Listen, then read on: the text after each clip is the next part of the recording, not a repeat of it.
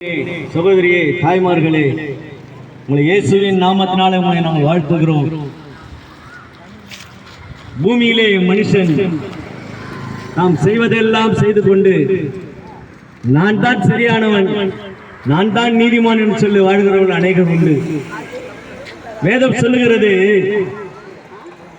பாவம் ஒரு மனுஷன் செய்யவில்லை என்று சொல்வானால் அவன் அவனையே வஞ்சித்துக் கொள்ளுகிறான் என்று வேதம் சொல்லுகிறது.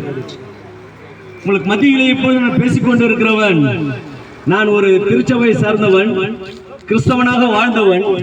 என் வாழ்க்கையிலே ஃபார்மாலிட்டிக்ஸ் தான் நடந்திருந்தனே தவிர ஒழுக்கம், சபைக்கு போறது எல்லாம் காரியங்கள் எல்லாம் நல்லா நடக்கும்.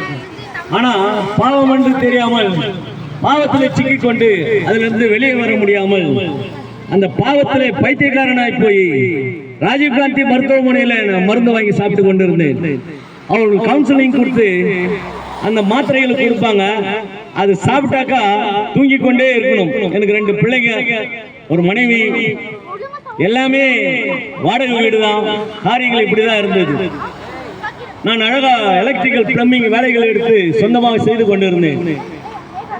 இந்த போதை வஸ்துக்கு நான் அடிமையானதுனாலே என் வாழ்க்கையிலே பெரிய கஷ்டங்கள், வேதனைகள், துன்பங்கள், தரித்திரம் என்னை ஆண்டு கொண்டிருந்தது. வேதம் சொல்லுகிறது, நீதிமொழிகள் 23, 29 34 வரை இப்படியா வசனங்கள் இருக்குது. யாருக்கு வேதனை, யாருக்கு துன்பம், யாருக்கு காரணம் இல்லாத காயங்கள், யாருக்கு ரத்தம் கலங்கின கண்கள், மதுபானம் இருக்கும் இடத்திலே தங்கி தரிப்பவர்களுக்கும் கலப்புள்ள சாராயத்தை நாடுவர்களுக்கு தானே. அது பாத்திரத்திலே பார்க்கும் போது அது பளபளப்பாய் தோன்றும்.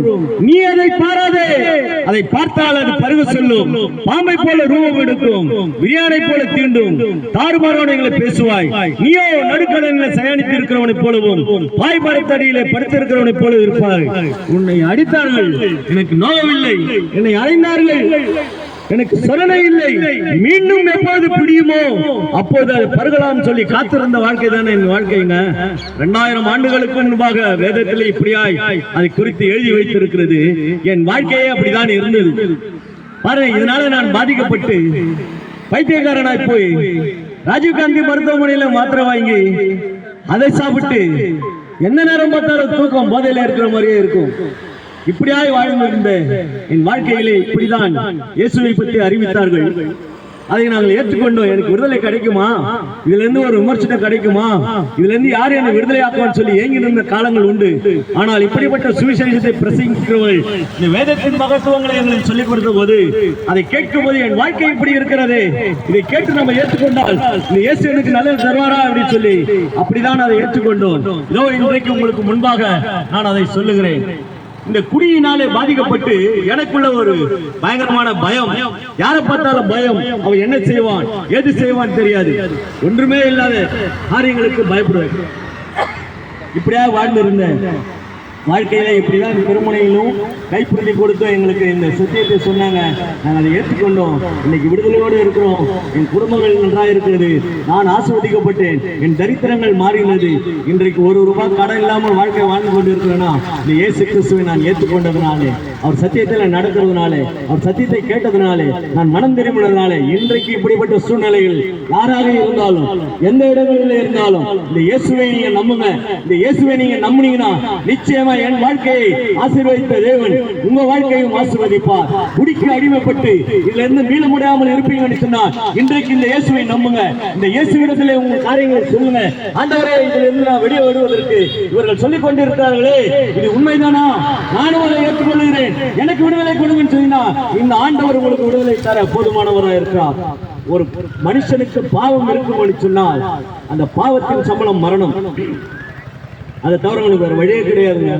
இப்படிதான் இதை பாருங்க. இன்றைக்கு நாங்கள் இதை ஏன் சொல்றோம்னாக்கா, இப்படிப்பட்டவங்க அநேகர் குடிக்கு அடிமையாகி அநேகர் பாருங்க அவர் குடும்பங்களை தொலைத்து கஷ்டப்பட்டு கண்ணீரோடு இருக்கிறாங்க.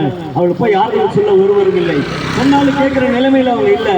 இன்றைக்கு வருவாங்கன்னு சொன்னா இன்னைக்கு நாங்க சொல்லுவாங்க, நிறைய சொல்லுவோம். எங்ககிட்ட நிறைய இருக்குது ரெக்கார்டு. எங்ககிட்ட இருக்கிற காரியங்களை சொன்னோம்னா, இந்த பாவத்தை குறித்து நாங்கள் வாழ்ந்த வாழ்க்கை குறித்து சொன்னோம்னா அவர்கள் எல்லாம் மனம் திரும்புவதற்கு ஏற்ற காரியங்கள் நடக்கும். இந்த ஆண்டவர் உண்மை உள்ளவராக இருக்கார். அதற்காகவே சிலுவையிலே தன் ஜீவனை கொடுத்து விலைக்கிரயம் செய்து அவர் நம்மை மீட்டெடுத்து இருக்கிறார். அது அவர் என்னை மீட்டெடுப்பதனால தான் இன்னைக்கு உங்களுக்கு சொல்லுகிறேன்.